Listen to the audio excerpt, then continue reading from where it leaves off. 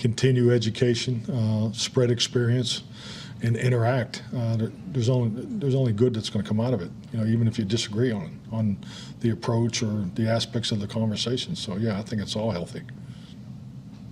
Looked like there were a few veterans, J.K., Lee Cookers, or they were there but not participating. Is that like with an eye on mini camp, or just? I'm sorry, is that with a? Is it like, or are you resting guys with an eye on having them ready? No, just guys are dealing with things, and I mean, and frankly, this is not a bad time to get the young guys a little more work. So it's we're watching the reps, and if they got something minor, like we have a number of guys that are dealing with minor things and nothing major. So we're just being really smart this time of year, and frankly, with a 90-man roster, it works out. Mike, go ahead. You touched on it a little bit, but last week you said next week's going to be a grinder. Mm-hmm. Of course, next week is here.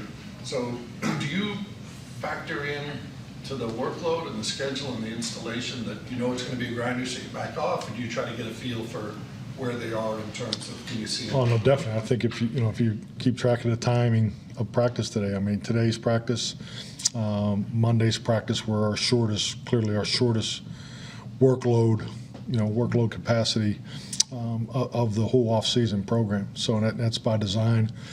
So my goal is clearly to get these 8 installs in, just to make sure our rookies and our whole football team is totally exposed to everything that's going to be asked of them when we get back together in Oxnard, California. So, and we can get that done in the walkthroughs and that type of thing too. So the on the work is driven by the health and who's practicing that day, and it's just trying to be smart. Obviously the type of practices you have to run, because really the challenge this week, in my experience, has been, you have your harder installs, 5, 6, 7, and 8, and then, you start resting your veteran guys a little bit. Now the younger guys are playing a little more, which has happened through attrition of injury.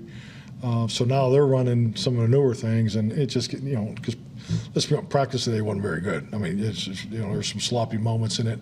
Where on the flip side of that, Tuesday's practice was our best practice. So you're still going through that phase of on and off and trying to get things clean. And the challenge is it's a new install for the young guys. So yeah, this is kind of normal. We had some sloppy plays today. How do you balance the physicality of it? You don't want to be too physical at this time of year. You want to wait until July.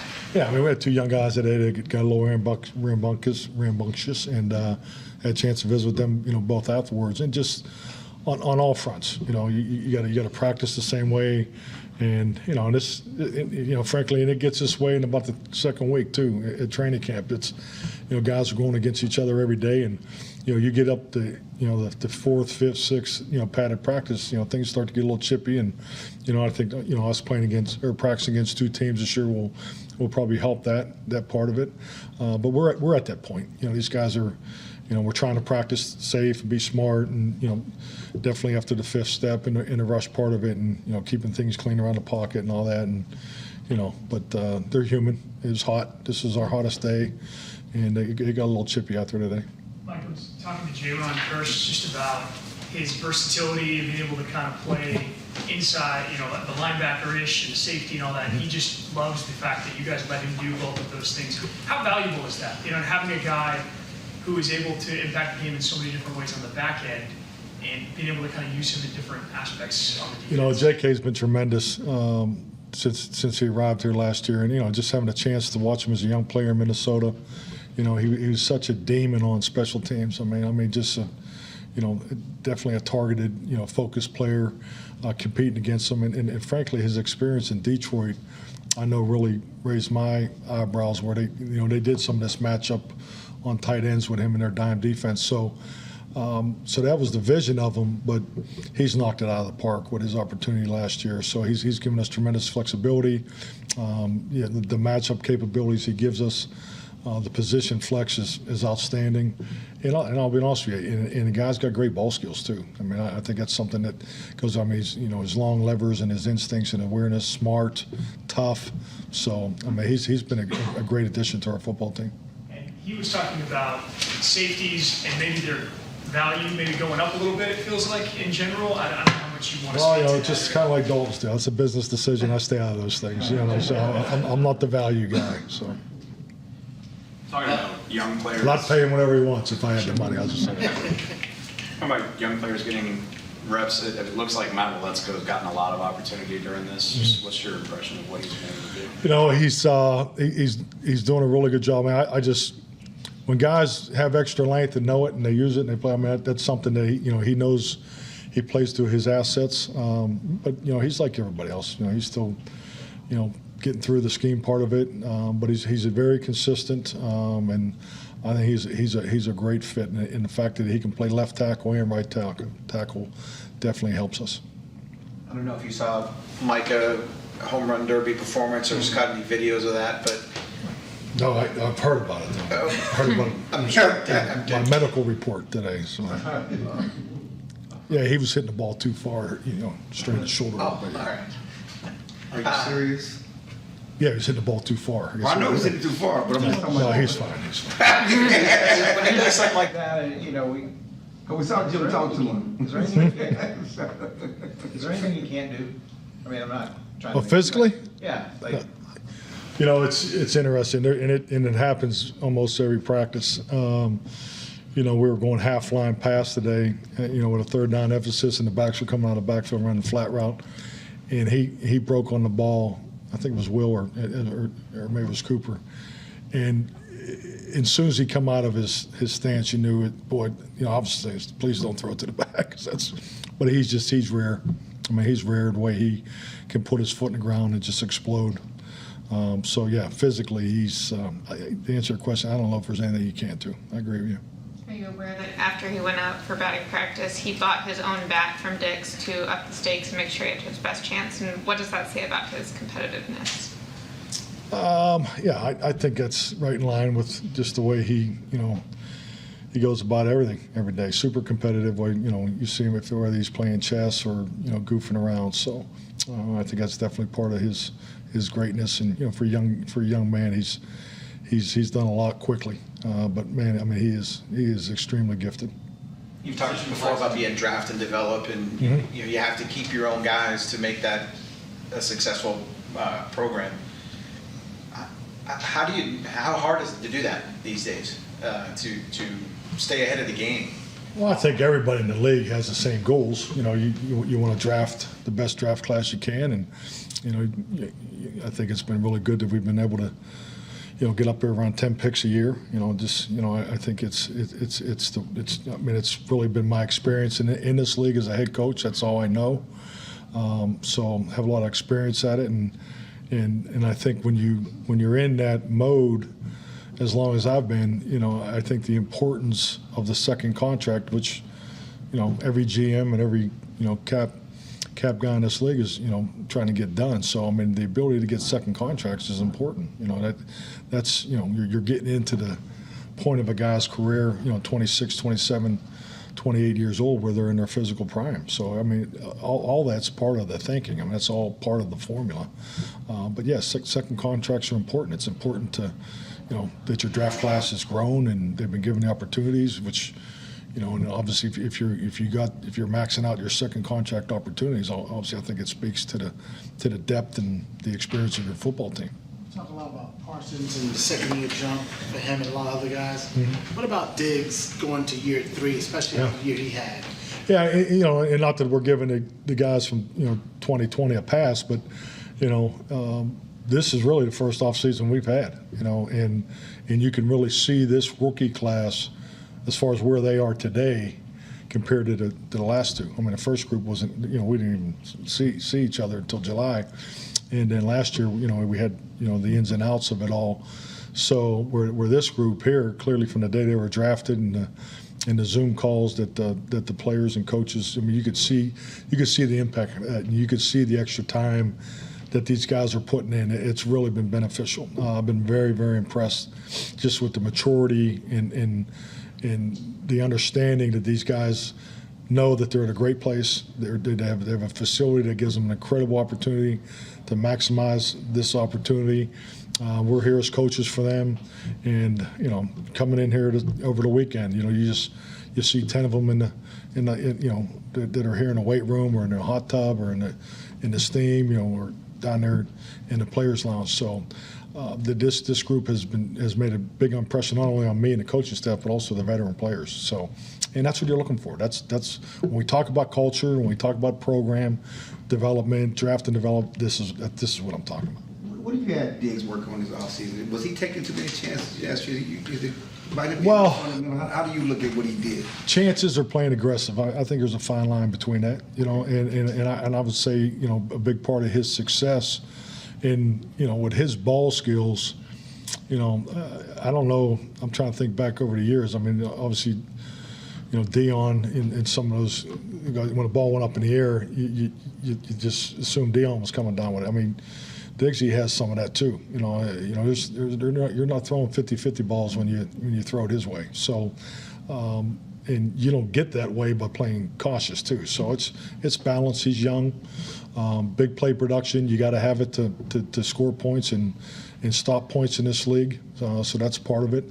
But I'm clearly in tune with some of the plays that were made against him. But hey, the guy gets his hands on the ball and he's a dangerous weapon. And the ultimate compliment is when they stop throwing over there. So that will be the goal. Has he changed his body physically at all this offseason? He looks a little thicker. Yeah, I mean, no, I wouldn't say so. I mean, I think he's making. I'd say he's on a normal curve, as far as his development. So just piggybacking on. So they haven't stopped going at it, even though he's a 50-50 guy, or whatever else.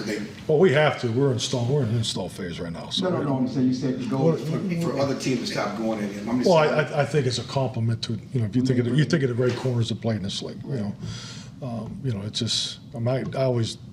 Because the only time I ever seen Deion Sanders play was 1995. We played down here at Thanksgiving, and he was nursing a hamstring, and he played, kept Coors and Darren Wilson kept coming up on the tight end. And, we were getting the post throw, and we kept throwing it, and he kept limping back there, catching it, or getting his hands on it. And I can remember the bus ride home. S.J. Herman Evers was his secondary coach. He was like, "What the hell were you guys thinking about going after Deion?" I said, "Well, it's quarters. The post was open." He's like, "Quarters? It's Deion Sanders." So. That's, and I think that's where, any aspiring young corner would like to get to someday with that, that type of respect, and hopefully we're talking about him someday like that. I guess we're saying, is there a balance between being aggressive and being that guy and also being more fundamentally sound? Yeah, definitely. No, that's part of playing. It's part of growing in this league. It's part of the defense philosophy, but I think it's clearly the way we want our guys to play is, we're aggressive. We're aggressive with our scheme. We're doing more in disguise. I think our disguise is. I thought it was good last year. I think it's really improved. So yeah, it's just all about getting better and challenging the defense. So yeah, we're not a bend. We're not a bend don't break defense. Mike, we started talking about developing through your draft and improving younger players. Does that take even a more importance this year, looking at some of the veteran guys you lost in free agency for some of these young guys to step up? Well, it's important every year, but I agree with your point. I think the urgency of it is really the focus. I think if you can draw up a season and you'd say, boy, I hope I don't have to play with the rookies until mid-October. But you look at last year, we played how many rookies are played there in the first 5 weeks. I mean, it's about as high as I've ever been a part of, just on the defensive side of the ball. So, and that's why we approach it the way we do. I mean, we got to get these guys as ready, and I talk openly about this to the team. There's a gap between your rookie class and your veteran every year, and how fast we can close that gap with the help of the veterans. Obviously, we're coaching them, but that's all part of that culture that we've created here. We talked about how, Mike, it can be a mismatch challenge if people don't know if dropping coverage or pass rushing.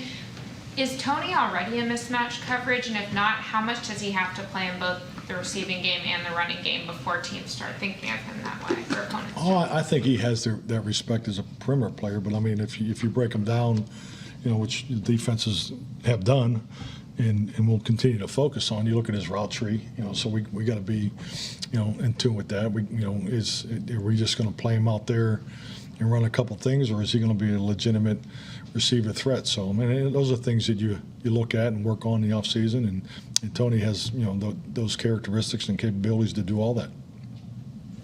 Like, Go ahead, Joe. Joe, first. Leighton was asked earlier this week about being a little more productive toward the end of last season, and he said, if you put me out there the whole game, that's what you're going to get from me. I guess, what can he show that he didn't show last year, and do you think that's just the case for most guys, or what can he do if given more time? Well, I just think like anything, and hey, if your players don't want to play every play in the game, then something's wrong.